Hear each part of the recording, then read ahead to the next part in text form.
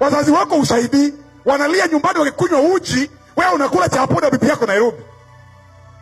Wewe unakaa aje na unasema umeokoka? Wewe ni mtu ya saa ngapi?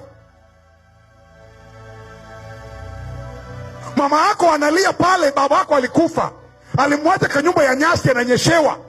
Wewe unaishi kwa 3 bedroom Nairobi, na mama yako ananyeshewa nyumbani, na wewe umekaa hapa.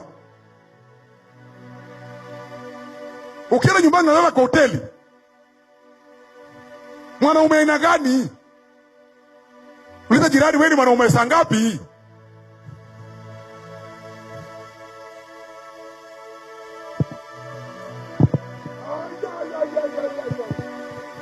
Watu waache mchezo. Anza hivyo. Mimi niko na certificate, nimeshaoa, niko naye. Mahari nilipeleka, nyumbani niko na boma. Wewe uko na nini? Hata certificate hauna, mahari umekataa kupeleka, kile uko nani watoto. Unazaa kila mwezi.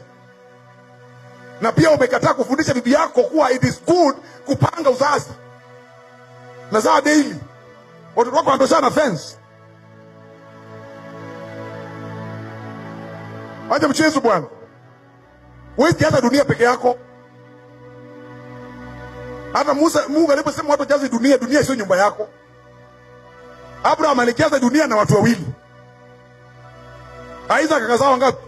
Wawili. Yakobo akuja katwanga 12. Wengine pia walitoka bure, walijaza dunia pia. Wewe unang'ang'ana peke yako, unataka kujaza dunia, unafikiria dunia ni kwako.